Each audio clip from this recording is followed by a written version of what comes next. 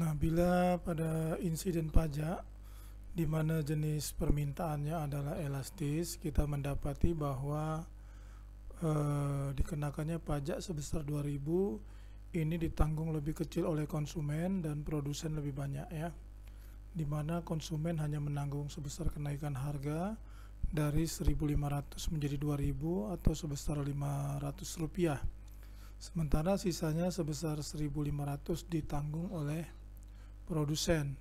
Sementara dari sisi total revenue kita lihat bahwa ada penurunan total revenue ya, dari TR1 menjadi TR2 yang lebih kecil wilayahnya. Lalu apa yang terjadi ketika permintaannya inelastis? Maka dapat dijelaskan sebagai berikut ya. Ini kondisi awalnya, interaksi permintaan dan penawaran. Ini kurva permintaan, ini kurva penawaran, sedangkan ini OPEQ adalah total revenue ya. OPEQ adalah total revenue ya. Jadi ini biasanya kita arsir. Nah, kemudian pemerintah mengenakan pajak sebesar 2.000 sehingga menggeser atau menekan kurva permintaan ke sebelah kiri. Kurva permintaannya gara-gara pajak ya.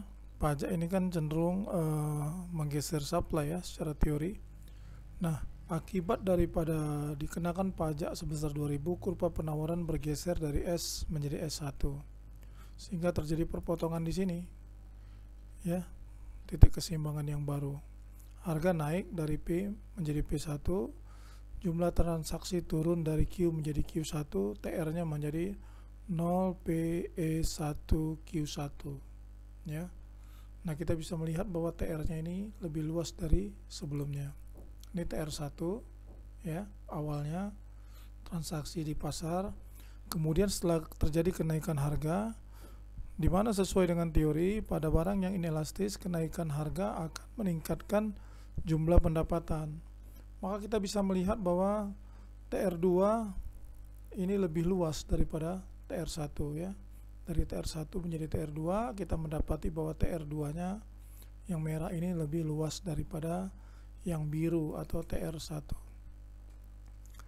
Lalu kita misalkan dalam pemisalan ini akibat pengenaan pajak sebesar 2.000 membuat harga naik dari 1.500 menjadi 3.000 ya, sehingga ada besarnya kenaikan harga Rp1.500 ya kan.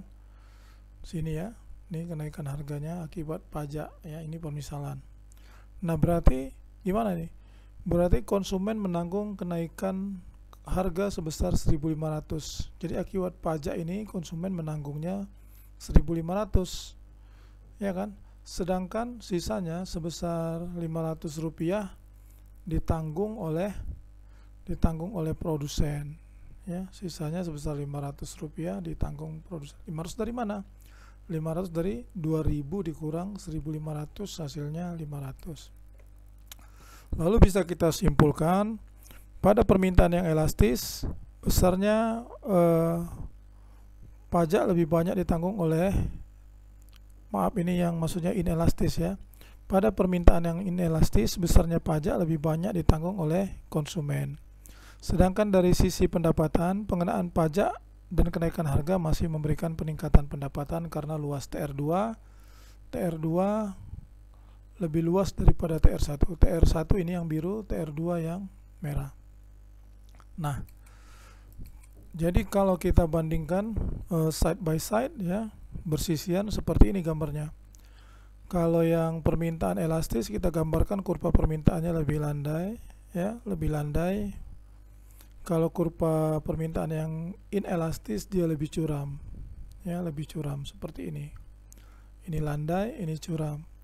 Di sini kenaikan harga ya, pengenaan pajak hanya memberikan beban yang lebih sedikit kepada produsen sebesar 500. Kalau di sini pada barang yang inelastis kenaikan pajak sebesar 2.000 mengakibatkan pajak itu lebih banyak ditanggung oleh konsumen, sisanya Rp500 ditanggung oleh produsen. Nah, ini kira-kira perbedaan insiden pajak pada jenis permintaan yang elastis dan inelastis ya. Bisa kita lihat dari kedua gambar ini.